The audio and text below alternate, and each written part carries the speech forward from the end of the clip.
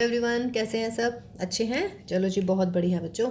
चलो बच्चों, आज आपका वेलकम कर रहे हैं हम आज की नई क्लास में। और आज की जो क्लास होने वाली है वो है हमारी जो 11 नवंबर को क्विज़ हुई है ना। 12th क्लास का नया चैप्टर यानी कि इंडेफिनिट इंटीग्रेशन शुरू हो चुका है भाई। बहुत बहुत बहुत ही बढ़िया है ये चैप्टर, पूरा का पूरा बहुत ही इंटरेस्टिंग, बहुत ही इम्पॉर्टेंट है ना, बहुत ही ईजी। लेकिन ये ईजी कब होता है? जब आप इसमें डिफ्रेंशिएशन के फॉर्मूले और ट्रिग्नोमेट्री के फॉर्मूले ना याद कर लेना तो सोने पे सुहागा। फिर कोई क्वेश्चन नहीं बचता भाई इंटीग्रेशन का जो आप ना कर पाए, है ना। तो चलिए ठीक है। तो क्विज का सॉल्यूशन कर रहे हैं बेटा हम। क्वेश्चन नंबर 1 जो है, क्वेश्चन नंबर 1 था हमारा sine raise to power 6x upon cos raise to power 8x। सवाल लग रहा है बहुत बड़ा कि अरे भाई ये क्या आ गया है, साइन की पावर भी 6 हो गया है, कॉस की पावर भी 8 हो गई है ना। तो ऐसा लग रहा है कि सवाल कितना बड़ा हो गया है। नहीं, सवाल देखिएगा बहुत ही ईजी होने वाला है। आपने इसको आई मान लिया जैसे आप हमेशा लेते हैं, लेट आई इज दिस। इसको मैं क्या लिख सकती हूँ बेटा? Sine raise to power 6 and cos raise to power 6। 8 को मैंने ऐसे लिख दिया, कोई दिक्कत थोड़ी ना है। What is this? Sine upon कोस क्या होता है? 10। तो ये हुआ 10 रेस टू पावर 6x और 1 अपॉन कोस क्या होता है? Sec square. देखिए सवाल बन गया इजीली। अब क्या पुट करने वाले हैं आप लोग इसमें? Put what? 10x is equal to T. 10x का differentiation sec square X D x is equal to D T. ये लीजिए, ये रहा सेक स्क्वायर डी एक्स, है ना। तो सेक स्क्वायर डी एक्स की जगह क्या लिख देंगे? D T. तो इंटीग्रेंड क्या हो जाएगा? 10x यानी कि t, तो t की पावर 6 और sec square X D X की जगह डी टी, है ना। ये होगी आपकी सब्स्टिट्यूशन वाले तरीके, जिसमें जैसे कि सेक स्क्वायर एक्स है 10x है, मतलब 10 की पावर 6। तो हमने ये देखा कि सेक स्क्वायर एक्स किसका डिफ्रेंशिएशन होता है? 10x का। तो आप ये देखिएगा 10x है क्या कहीं क्वेश्चन में? है 10x, तो आप 10x को टी पुट कर देंगे। ठीक, अब t की पावर 6 का डेरिवेटिव इंटीग्रेशन क्या होता है भाई? t की power 7 upon 7 and here this is the constant. तो t की वैल्यू रख लीजिएगा। तो आंसर कितना आ जाएगा बेटा? t की वैल्यू देखिएगा, t है मेरा 10x, तो 10 की पावर 7x या 10x की पावर 7 और अपॉन में 7 और प्लस का c। तो ये जो ऑप्शन है हमारा, option number B, sorry C, 10 rest power 7 मतलब 10x की पावर 7 और अपॉन में 7 एंड प्लस का c। तो ये आपका आंसर आ गया। ओके गाइज, देखो बच्चों कितना इजी क्वेश्चन था। Next, integration of 1 plus cos x upon x plus sine x का डी एक्स, है ना, मतलब डी एक्स इंटीग्रेशन निकालना है। तो क्या कहा था आपको डिफरेंट इंटीग्रेशन के टाइम पे कि जो एंगल के साथ में लिखे होते हैं यानी कि ट्रिग्नोमेट्रिक रेशियोज के साथ में लिखे होते हैं, या फिर ई की पावर में, या फिर डिनोमिनेटर में, या फिर पावर के अंदर जो लिखे होते हैं हम उसको टी मान लेते हैं। जैसे कि डिनोमिनेटर में है फिलहाल ये, तो आप क्या पुट करेंगे? लेट दिस इज माई आई, और आप पुट कर लीजिएगा डिनोमिनेटर को टी। देखिए हमेशा नहीं होगा, लेकिन हाँ मोस्ट ऑफ द केसेस में ये होगा। और आपको क्या टी पुट करना है, आपको ज़्यादा टाइम भी नहीं लगेगा। आपको बता दिया गया है कि ऑलमोस्ट टी किसको पुट करते हैं? जो डिनोमिनेटर में होता है या जो मेन फंक्शंस होते हैं लाइक लॉग, ई की पावर वाले, है ना, पावर वाले, सिंपल या टिग्नोमेट्रिक रेशियोज वाले फॉर्मूले। तो उसमें अगर एक्स की बजाय अगर कुछ और दिख रहा है आपको तो वो भी टी पुट करके देखिएगा। और टी ऐसा होना चाहिए कि जब हम इसका डेरिवेटिव करें, ठीक है, तो वो सारा का सारा दिखना चाहिए क्वेश्चन में, जैसे कि यहाँ दिख गया है मुझे। बिकॉज जब बेटा मैं टी पुट करूँगी तो टी में आ जाएगा आंसर, है ना। तो इंटीग्रेंड टी में आया, ठीक। तो जब इंटीग्रेंड टी में आया तो डी टी भी आना चाहिए, क्योंकि इंटीग्रेशन हम फिर विद रेस्पेक्ट टू टी करेंगे। तो 1 plus cos x D X की जगह क्या लिख देंगे आप? डी टी, और एक्स प्लस साइन एक्स की जगह T. 1 upon T is what? Log of T, और टी पे मोड लगाएंगे, डेफिनेट होता है ये मोड लगाना। तो लॉग ऑफ टी, टी की वैल्यू क्या हो जाएगी बेटा? X plus sine x and plus की सी। दिस इज योर आंसर, है ना। Log mod of x plus sine x plus C. तो ये है आपका फर्स्ट, यानी कि ए आंसर आ गया इसमें। अच्छा, इसमें एक आंसर और दे रखा है बच्चों, सी। उसमें कंफ्यूज तो नहीं हो गया आप? उसमें दे रखा है log of mod x and log of mod sine x. ये नहीं आएगा इसका, बिकॉज ये ऐसे डिस्ट्रीब्यूटिव नहीं होता है। Log A plus B is not equal to what? Log of mod A log of mod B. ऐसे थोड़ी ना होता है। हाँ, अगर इंटू में होता तब आप कर सकते थे, क्योंकि लॉग ए इंटू बी होता है log A plus log B. Got my point ना? देखिए कह रहे anti derivative of this, anti derivative of this means what? Anti derivative of this means what is integration of this. तो therefore integration कर लीजिएगा भाई पूरे क्वेश्चन का, ठीक है। तो क्या हो जाएगा 3 integration of x square D x plus का 4 integration of x cube D x. इसका मतलब 3 एक्स क्यूब अपॉन 3 प्लस के 4 एक्स की पावर 4 अपॉन 4 एंड प्लस का सी। तो that is x cube plus के एक्स 4 प्लस के सी, ठीक है। ये आपका आंसर आने वाला है। तो एक्स क्यूब प्लस के एक्स की पावर 4 प्लस के सी, यानी कि ऑप्शन बी इज करेक्ट, ठीक। देखिए ये हमने ऐसे किया। अदरवाइज एंटी डेरिवेटिव अगर आपको यूजिंग मतलब डेफिनेशन करना है तो एंटी डेरिवेटिव का मतलब है कि ये फंक्शन किसका डिफरेंशिएशन है। तो अब आप यूँ सोचो 3x² किसका डिफरेंशिएशन है भाई, एक्स क्यूब का, और 4x क्यूब किसका डिफरेंशिएशन है, एक्स की पावर 4 का। तो दैट इज माई आंसर। तो if you can think like this then you can answer, okay. और अगर कोई भी दिक्कत है बेटा, अगर कोई भी कंफ्यूजन नहीं चाहिए, तो एंटी डेरिवेटिव का मतलब होता है आपको इसको इंटीग्रेट करना है। तो I have just integrate here, okay, and I got the same answer, ठीक। और anti derivative means the you have to find the function whose derivative is this. तो 3x² किसका डेरिवेटिव होता है, एक्स क्यूब का। और बच्चों 4x क्यूब किसका डेरिवेटिव होता है, एक्स की पावर 4 का। तो दैट इज माई आंसर।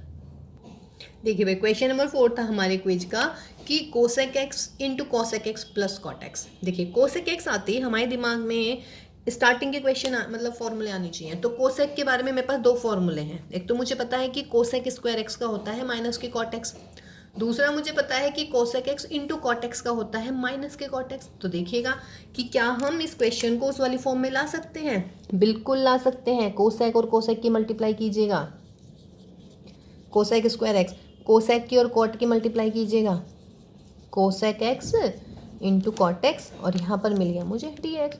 तो कोसेक स्क्वायर एक्स का इंटीग्रेशन क्या हो जाता है बेटा, डायरेक्ट मेरे पास फॉर्मूला है माइनस का कॉट एक्स, और cosec x into cot x का माइनस का कोसेक एक्स, सिंपल आपका आंसर। तो माइनस का cot x minus cosec x plus C, तो आंसर इज सी। इसका जो ऑप्शन है दैट इज आंसर सी।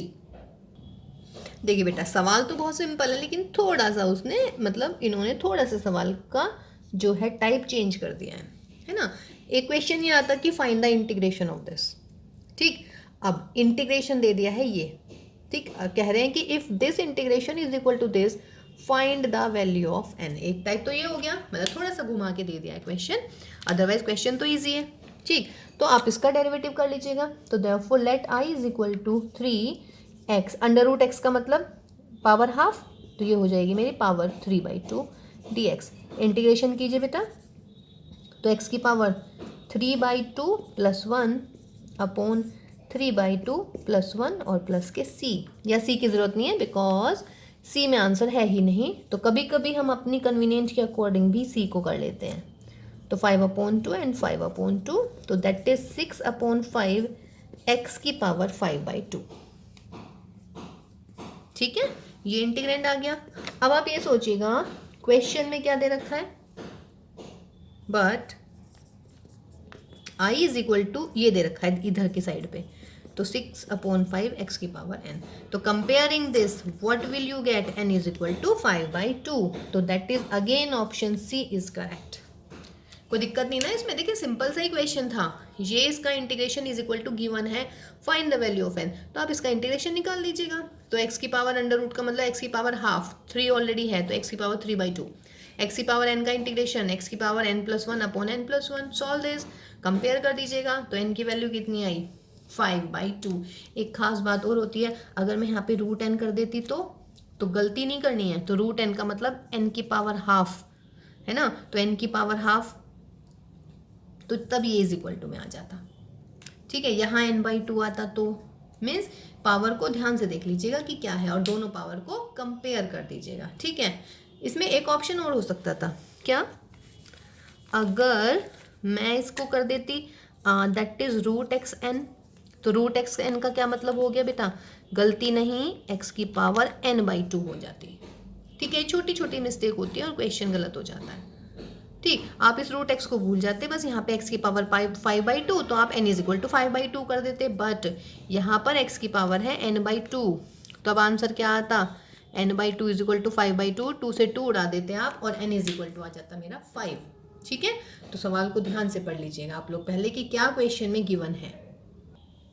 देखिए बेटा क्वेश्चन नंबर 6 है ना, कितना बढ़िया सवाल है भाई ये, है बार बार आ जाता है, क्विज हो तो भी आ रहा है, असाइनमेंट होगी तो भी आएगा, है ना, एक्सरसाइज है तो भी आ रहा है, एक्स्ट्रा क्वेश्चन करवा रहे हैं तो भी आ रहा है ना।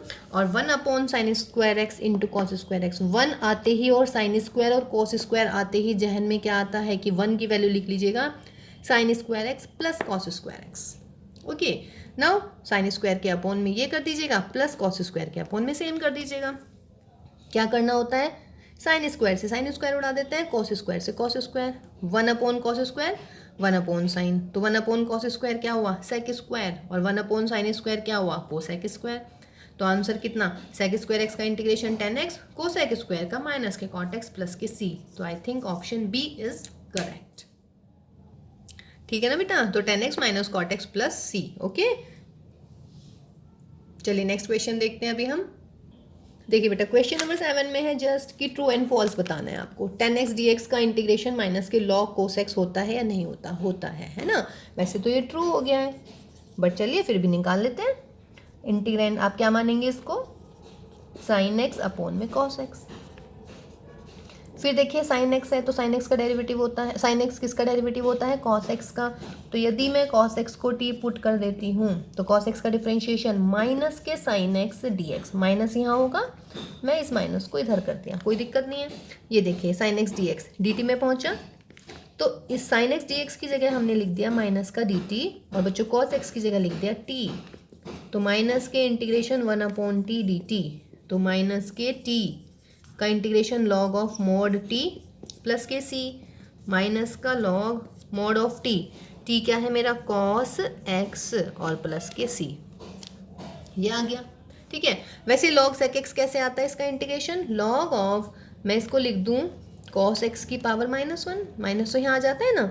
अब ये कितना हो जाएगा बच्चों, लॉग ऑफ 1/cos x, और 1/cos x कितना होता है log ऑफ sec x। तो एक्चुअली 10x का जो इंटीग्रेशन हम याद रखते हैं वो log sec x रखते हैं। ठीक है, कहीं कहीं अगर cos x की जरूरत है तो हम माइनस का log cos x भी यूज कर सकते हैं। तो this statement is what, true. देखो बेटा क्वेश्चन नंबर 8 में गिवन है कि derivative of fx is equal to 4x and f2 is equal to 0, then what is the value of fx की वैल्यू निकालनी है। ठीक है ना, इसमें f2 की वैल्यू गिवन है। अब देखिएगा, because derivative of fx is equal to 4x, तो अगर मैं इंटीग्रेशन की डेफिनेशन यूज करूं तो क्या होने वाला है, देयरफॉर fx क्या हो जाएगा, इंटीग्रेशन ऑफ 4x। यही तो होता है ना, derivative of fx is gx, then integration of gx is fx, तो integration of 4x dx is equal to fx। कर दीजिएगा इंटीग्रेशन, तो therefore fx is equal to 4 integration of x dx, 4 x का इंटीग्रेशन x² अपॉन 2 प्लस के c, 2 से 2 उड़ाइएगा तो क्या मिल गया मुझे 2x² प्लस के c मिल गया fx की वैल्यू। बट अब देखिए क्या गिवन है, f2 इज इक्वल टू 0, तो आप क्या करें, because f2 is equal to 0, this implies x की जगह क्या लिख दें, यहाँ पे 2 लिख दें तभी तो f2 आएगा। तो यहाँ पे लिख देते हैं f2 is equal to 2 into 2 का स्क्वायर प्लस c, तो क्या हो गया भाई, f2 is equal to 2 to ज़ा 4 टू ज़ा 8, 8 प्लस c, f2 की वैल्यू कितनी है 0, तो this implies 0 is equal to 8 plus c, and what does this mean, c is equal to कितना हो गया बेटा, माइनस के 8 हो गया। तो c की वैल्यू कितनी आ गई मेरी, माइनस के 8, है ना।